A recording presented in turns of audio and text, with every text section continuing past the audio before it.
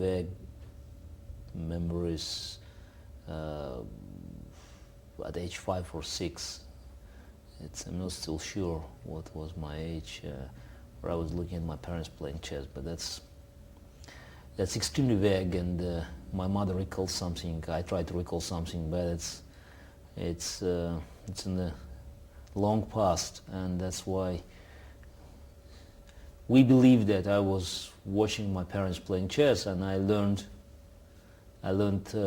some rules, and I was quite impressed by the game, and it's very hard to recognize now what part of the story is real story, what part is just further exaggeration, because it was so many years ago. That's why very hard today to reconstruct it, because nobody paid attention at the moment when it happened.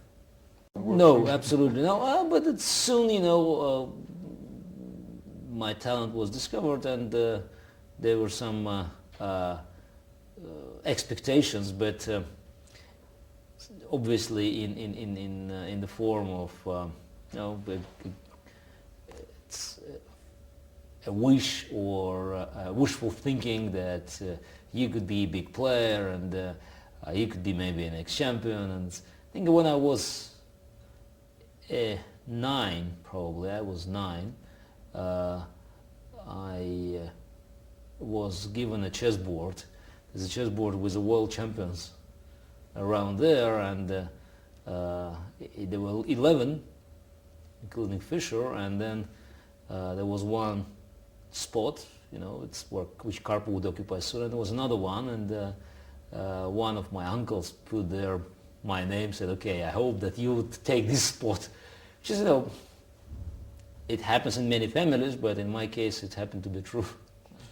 Oh no, good, it was very, very soon, because at, age 7 when I joined the chess group in the Pioneer Palace, I was immediately quite a prominent player, because I was the youngest and I was doing quite well, but to have big aspirations, it took some time, but already at age 9, I was considered to be, one of the best in the Republic, and also at age 10 in the Soviet Union, the most talented player. No, I was never fond of mathematics, I have to admit. It's a general understanding, and it's the sort of conventional wisdom that chess players should be very good in mathematics. I was quite good, but I always preferred things like literature, history, philosophy, and I'm quite good at that. I'm very good in analyzing information, not making precise calculations, but just to make analysis and to come up with the most effective recommendation to act in different positions. That's why I like very much. I like to be involved in sort of the analytical work without precise calculations. Without precise calculation to be at the top of the agenda. I haven't heard it, but it's a Petrosian story. I don't know whether it's true or not, but obviously Anderson was really astonished, because this was a very good game. He lost it, and I think he couldn't guess most of my moves, and for him it was quite a blow. And after this kind of game, you always have some emotional reactions. But that's Petrosian's story, and I think there's some exaggeration, but also there is some truth in that. No, it's November 1985, when I won my title. That's very simple. Sevilla, December 19th, 87, when I won the adjournment of game 44. It's again, that's the strongest emotional reactions related to the World Championship matches.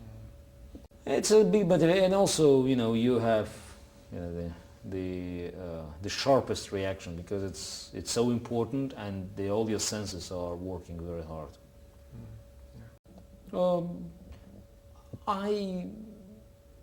I'm not looking for an immediate attack, but in that game, you know, I felt that position demanded that. It was quite an interesting game. I think underestimated by many commentators, because Anderson was playing a little bit awkward, but he had a positional plan, you know, and with many other players it would work. You know, he wanted to take wide squares, and you know, he played his plan was b5. He won't put knight on a7, then d5, c6, and the position is closed, and knight comes on c4. I mean, Ulf was thinking long term, and positionally it was very interesting and very good plan. The problem is that White had some opportunities to push and to open the position, which he underestimated. And I think that's the whole game. You know, when I start playing h4, d5, you know, h5, you know, the whole attack was quite impressive, and that's why he was quite surprised, because suddenly, you know, White sacrificed a pawn, and the dynamic was excellent, and that's where I felt most comfortable, because I could recognize it immediately, and I didn't spend very much time. You know, for me it was obvious. You know, you just, you know, you go here and there, you know, b4, bishop b2, and then you start here. I could see the whole picture of the battlefield, and I think the speed that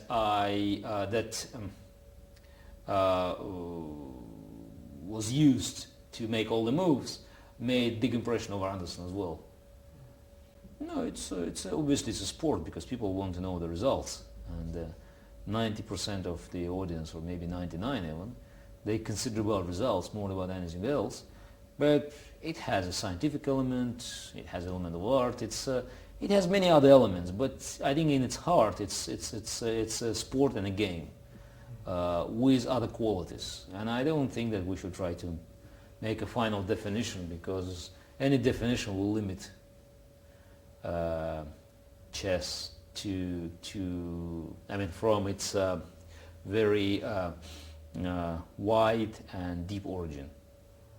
Remain at the top. You know, it took for me less time to reach the top than to stay there. It's to stay on the top is more difficult, because you have a big competition, and it's more difficult to motivate yourself. That's why, you know, I would anticipate that my work as a world champion is more valuable as my work as a challenger. No, I guess so. It's hard to describe, but obviously the ability to analyze information and just to come up with the optimal way of executing the plans should be quite special and superior to other players. I don't know. I mean, I'm probably the wrong person to give the exact definition of my strong and weak points, but that's one of the qualities that I feel gives me upper hand. I don't know, the pressure, unless you put the physical pressure on the opponent, or you create a really tough atmosphere, you know, using some tricks, everything else, it's just you put the pressure because you concentrated, you determined, and you're making good moves, and they're scared. It's nothing to do with me during the game. It's something to do with my record as a chess player, and with the expectations that I will be very tough in this game. So it's more about them than about me. During my training sessions, I mean, I had more training sessions early days, but my working day is about 6 hours, and it's even now. If I'm in training session, it's still 6 hours. Yeah, every player has superstitions. What kind of superstitions? It doesn't matter. It's superstitions. They come back and forth, but it's always there. It's something you can't avoid, because you know, when you're under pressure, psychological pressure, you're looking for any sign, and the superstition is unavoidable. Yeah, 13. Yes, that's very simple. Very simple choice. I'm the 13th world champion. I was born on the 13th of April now, so everything else I'm trying to figure out whether there is a 13 either in a combination of numbers, or you can deduct something, or multiple, or add numbers. It's easy now. You know what to look for, and you always find it. I can't underestimate the opponent, because I'm always looking for the best move from his side, and sometimes, you know, I could take it easy and maybe results would be better, but I can't help myself. Extremely painful, because normally a game is lost because of my own mistake, and I can find a mistake and I am blaming myself, and that's extremely painful. I mean, I can, yes, of course I spend time, but it's quite easy to find what was wrong. To win game. To win games, this is the only way. The only way. In the recent time, Fischer. In the past time, I can hardly say every world champion made a very strong impact. Every world champion. I would say Fischer, Tal, Botvinnik, and then probably everyone from Stanis, Lasker, Kaplan, Kalukin. They all, made huge difference. Huge difference. And recent time again, Botvinnik, Tal, Fischer, and myself. Aggressive. That's the aggressive, but very positional. In fact, when I play my best chess, I do not enforce aggression without good, positional foundation. And I can sense, the initiative. I know where you have to go, and I feel it before many other players feel that it's around. And when there is a first opportunity to go forward, to attack, I use it.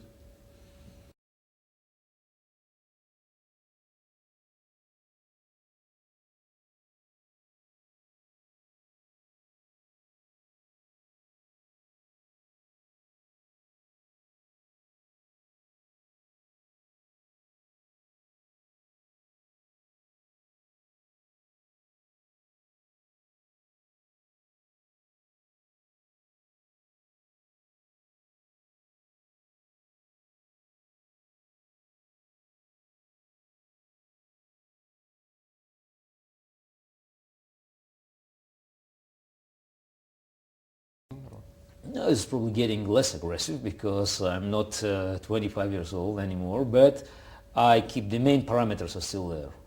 No, I believe in all the pieces. No, in the good hands, every piece is working.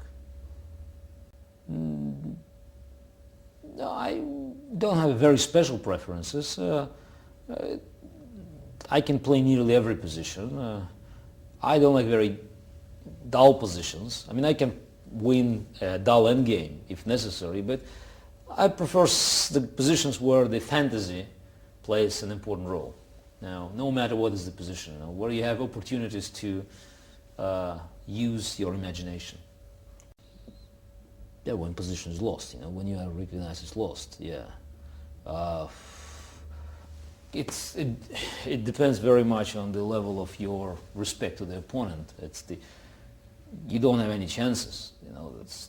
You can have very specific advice, but normally, you have to resign when the outcome is absolutely clear. I mean, if you have chances, some chances, you have to fight, but if you do not, it's just to make moves for moves. It's not good. No, I think chess should be in the curriculum. But in curriculum, for 1 year in the school, that will make a very good sense. It will improve the whole system, and I think chess has very good qualities to be used as the educational tool to improve results in mathematics or in reading in the second or third grade. It can have a very positive effect. It teaches the logic, creativity, self-discipline, concentration, and responsibility, because there's no one to blame but yourself for your mistakes. And I think, if it's well taught, if it's a well-prepared curriculum, it could be extremely effective, and I hope that soon we'll see first results. Yeah, I don't see what's wrong with the game, where again you're doing everything on your own. There's no one to influence the result, and it's up to you to make all the difference. Should be democratic. You look at the board, and you should find something. There's always ideas, and I feel that even today you still have plenty of things not yet discovered. And one of the examples when I my game with Shirov in Las Linares, you know, in Sicilian, in quite known Sicilian defense, to make a new move at h5. It was move 9, and you know, I was very proud of that. You know, very, very proud, and it proved to be a very good move. And then late it was employed both by Shirov, Topolov, by, you know, all top players. And now White are avoiding this line. And I think it's you know, it's another proof that there's plenty of things not yet discovered. Billions. Oh no, books are written by people. That's why, you know, unless you check everything, you should not trust anyone. It's you know, I mean, the positions where everything is exhausted, and the book says it's winning for White or Black, and that's true. But general recommendations are normally, you know, not very good, and you have to check it extremely carefully before you employ it. Well, you have to understand it. It's just, you know, before you analyze it yourself, before you feel what is important in this position, I don't think you can make any decisions, and you can play the line. It's too dangerous. It was not played for ages, for decades, nearly for a century. It was just out of mainstream, and I was thinking how to avoid the main lines of Ruy Lopez and just what are the other possibilities, and I felt that the old theory was not well developed, and it's, you know, my concept always was that everything before 1980 was not properly analyzed, and especially the old openings, they could have a lot of hidden resources. And you know, I looked at some main lines of Scotch opening, and I discovered that Black has a bad pawn structure, and it's already, you know, positionally White has some long-term pluses. It's important, positional. White could have an upper hand. The bishop on a6 is cut. You know, I have good pawns, and that was in fact the beginning. And then I just discovered this pawn sacrifice, that, you know, you can sacrifice a pawn to think at your bishops. It was a very positional approach. Then I looked at another line with bishop c5. I discovered some new moves there. So at the end of the day, I came up with a conclusion that it's new, but White has very little risk, and it should be employed. And it proved to be very successful. I mean, from 1990 it's being played very widely, and so far Black is still short of finding proper response. It's along the same lines. I like to study all the openings, and I looked at Evans' gambit, and I decided that there are many lines not properly analyzed, and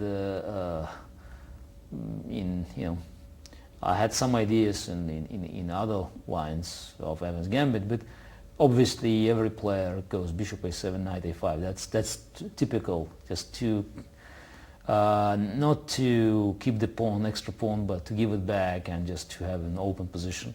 And I had this bishop e2 idea, and I got this plan with, you know, just keeping his king at the center, and I thought it was enough for me to play this. And it was a very nice game, again, badly underestimated. I mean, without making really big mistakes, Anand lost in 25 moves. And I think people should pay more attention to the fact that, you know, the number 2 player in the world was losing so badly in such an opening. But obviously that's Evans' gambit, because the pawn sacrifice is not as sufficient and not as positional as Scotch opening. That's why it didn't enjoy long-term popularity, and I employed it only once more in the serious game against Piquet, which I also won nicely. But everybody understands that Evans' gambit it's nice. I mean, I can play it. I don't think White is in danger of losing, but I mean, Black can neutralize it quite easily. There's so much information available now that one advice will not change anything. You know, you just have to be able to look at that and absorb the information. There's one small advice, that the beginners should not pay too much attention to the opening theory. I mean, you have to learn a little bit, but not to spend too much time. You know, the end game and middle game, the technical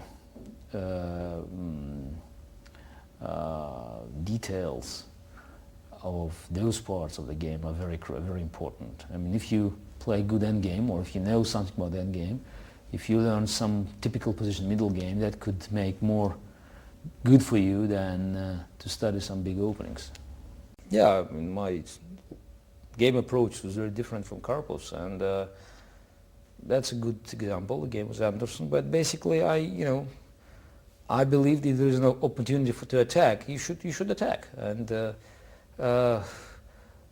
any long-term positional plan could have a serious disadvantage. I mean, it can be refuted by a very energetic approach at early stage.